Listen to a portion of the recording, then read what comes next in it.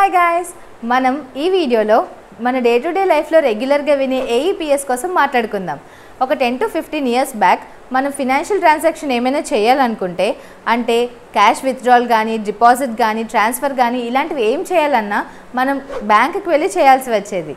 Urban, semi urban ఏరియాస్లో మనకి banks అందుబాటులో ఉన్న ఒక ట్రాన్సాక్షన్ చేయాలంటే 1 or 2 hours స్పెండ్ చేయాల్సి వచ్చేది. ఇంకా రూరల్ ఏరియాస్లో అయితే బ్యాంక్ బ్రాంచెస్ చాలా లిమిటెడ్గా ఉంటాయి. ఒక ట్రాన్సాక్షన్ చేయాలంటే 5 to 10 kilometers ట్రావెల్ చేయాల్సి వచ్చేది. అంటే ఒక ట్రాన్సాక్షన్ జరగాలంటే 3 to 4 hours స్పెండ్ చేయాల్సిన పరిస్థితి. అటువంటి సమయంలో బ్యాంకింగ్ సర్వీసెస్ అందరికీ అందుబాటులో ఉండాలనే ఉద్దేశంతో మన ఇండియన్ గవర్నమెంట్ 2008లో ఎన్పిసిఐ అనే సంస్థని స్థాపించడం జరిగింది. ఈ ఎన్పిసిఐ ఫినాన్షియల్ ఇంక్లూజనే ధ్యేయంగా ఏఈపీఎస్ అనే ఒక గొప్ప సంస్థని 2010లో లాంచ్ చేయడం జరిగింది. ఏఈపీఎస్ అంటే ఆధార్ ఎనేబుల్డ్ పేమెంట్ సిస్టమ్. ప్రతి బ్యాంక్ కస్టమర్ తన ఆధార్ని ఐడెంటిటీగా చేసుకొని ఆధార్తో లింక్ అయిన బ్యాంక్ అకౌంట్ని యాక్సెస్ చేసుకుని basic transactions like balance enquiry, cash withdrawal, cash deposit లాంటివి చేసుకునే విధంగా ఏఈపీఎస్ అనే పేమెంట్ సర్వీస్ మనకు ఉపయోగపడుతుంది. బిజినెస్ కరస్పాండెన్స్ కానీ, మైక్రో ఏటీఎంస్ దగ్గరికి కానీ వెళ్ళి మన చేతిలో ఎటువంటి డెబిట్ కార్డ్ లేదా బ్యాంక్ పాస్బుక్ లేనప్పటికీ కేవలం మన ఆధార్ నెంబర్ ఎంటర్ చేసి బయోమెట్రిక్స్ ద్వారా ట్రాన్సాక్షన్స్ చేసుకోవచ్చు. ఇది రిమోట్ ప్లేసెస్లో ఉన్న వాళ్ళకి చాలా బాగా ఉపయోగపడింది. ఏఈపీఎస్ ద్వారా మనకు లభించే సర్వీసెస్ ఏంటంటే Aadhaar to Aadhaar fund transfer, balance enquiry, cash withdrawal, cash deposit, best finger detection. AEPS 2010లో లాంచ్ చేసినప్పటికీ 2016లో ఆధార్ని ఫుల్ ఫ్లెజ్డ్గా ఇంప్లిమెంట్ చేసిన తర్వాత నుండి 100 times స్పీడ్గా గ్రో అవడం స్టార్ట్ అయింది. మార్చ్ 2016 ఫినాన్షియల్ ఇయర్ వచ్చినప్పటికీ 15.09 మిలియన్ ట్రాన్సాక్షన్స్ జరిగితే మార్చ్ 2023 ఫినాన్షియల్ ఇయర్ వచ్చినప్పటికీ 447.25 మిలియన్ ట్రాన్సాక్షన్స్ జరిగాయి.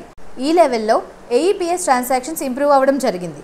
సో జస్ట్ మనం బయోమెట్రిక్స్ వేసి ట్రాన్సాక్షన్స్ చేసుకుంటున్నాం, అంతా బాగానే ఉంది. ఇలాంటి సమయంలో మీ ప్రమేయం లేకుండా మీ బ్యాంక్ అకౌంట్ నుంచి మనీ కట్ అయిందని మీకు మెసేజ్ వస్తే ఎస్, ఇలానే జరుగుతుంది. ఏఈపీఎస్ ట్రాన్సాక్షన్స్ ద్వారా మనం ఎంత లాభం పొందామో అంతే నష్టపోతున్నాం. చాలామంది అకౌంట్స్ నుంచి కొన్ని లక్షల రూపాయలు వాళ్ళ ప్రమేయం లేకుండా డెబిట్ అవుతున్నాయి. మనం మన ఫింగర్ పెడితే దాన్ని స్కాన్ చేయడం ద్వారా జరగాల్సిన ట్రాన్సాక్షన్ మనకు తెలియకుండా ఎలా జరుగుతుంది? ఇలా మోసపోయిన మా ఫ్రెండ్స్తో మాట్లాడిన తర్వాత నాకు అర్థమైన విషయం ఏంటంటే, ఫ్రాడ్ ట్రాన్సాక్షన్ జరిగిన 3 to 6 months ముందు వాళ్ళు ప్రాపర్టీ కొనడమో అమ్మడమో జరుగుతున్నప్పుడు రిజిస్టర్ ఆఫీస్లో థంబ్ వేయడం జరిగింది.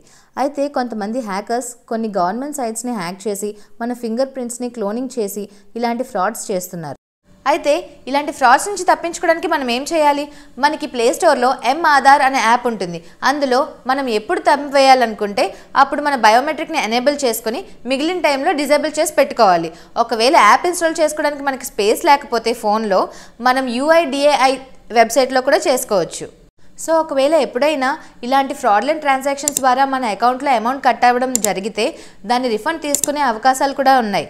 దీనికోసం మీరు ఫాలో అవ్వాల్సిన ప్రొసీజర్ ఏంటంటే, ముందుగా ఎన్పిసిఐ వెబ్సైట్లో కంప్లైంట్ లాడ్జ్ చేయాలి, లేదా 1930 అనే హెల్ప్ లైన్ టోల్ ఫ్రీ నెంబర్కి కాల్ చేసి ఇమీడియట్గా ఇన్సిడెంట్ని రిపోర్ట్ చేయాల్సి ఉంటుంది. అది సైబర్ క్రైమ్ పోర్టల్లో రిజిస్టర్ చేసి ఒక రిఫరెన్స్ నెంబర్ ఇవ్వడం జరుగుతుంది. ఆ రిఫరెన్స్ నెంబర్తో దగ్గరలో ఉన్న పోలీస్ స్టేషన్లో కానీ, సైబర్ క్రైమ్ బ్రాంచ్లో కానీ ఎఫ్ఐఆర్ ఫైల్ చేయాలి. ఆ ఎఫ్ఐఆర్ కాపీని మీ బ్యాంక్కి తీసుకువెళ్ళి ఆ ఫ్రాడ్లెంట్ ట్రాన్సాక్షన్ మీద కంప్లైంట్ రేస్ చేయాలి. అప్పుడు banking system, cyber crime portal మరియు ఎన్పిసిఐ మ్యూచువల్ కోఆర్డినేషన్తో కంప్లైంట్ని రిజాల్వ్ చేయడం జరుగుతుంది. అయితే ఆ ఫ్రాడ్లెంట్ ట్రాన్సాక్షన్ జరిగిన 2 to 3 hours కానీ మీరు మీ బ్యాంక్లో కంప్లైంట్ రేస్ చేయగలిగితే మీ ట్రాన్సాక్షన్ రూట్ అయిన అవతల అకౌంట్ని హోల్డ్లో పెట్టడానికి అవకాశం కుదురుతుంది. అలా అని 2 to 3 hours తర్వాత కంప్లైంట్ రేస్ చేస్తే రిజాల్వ్ అవ్వదని కాదు, క్విక్గా యాక్షన్ తీసుకుంటే పాజిటివ్ రిజల్ట్స్ వచ్చే అవకాశాలు ఎక్కువ ఉంటాయని చెప్తున్నా అంతే. సో గైస్, ఈ వీడియో మీకు ఉపయోగపడిందని మీకు అనిపిస్తే please share this video to your friends and family. Hey ఆగండి, ఒకటి చెప్పడం మర్చిపోయాను. ఏఈపీఎస్ ఫ్రాడ్స్ని కంట్రోల్ చేయడానికి ఎన్పిసిఐ ఒక స్టెప్ తీసుకుంది. అదేంటంటే, లాస్ట్ 12 monthsలో మన అకౌంట్లో ఒకే ఏఈపీఎస్ ట్రాన్సాక్షన్ జరగకపోయినా, ఒకే ఏఈపీఎస్ ట్రాన్సాక్షన్ జరిగి అది ఫ్రాడ్లెంట్ ట్రాన్సాక్షన్ అయినా ఆ అకౌంట్స్కి మన ఏఈపీఎస్ సర్వీసెస్ ఆపేయమని బ్యాంక్స్కి చెప్పింది. ఈ వీడియో మీకు నచ్చితే please subscribe to Binnu vlogs.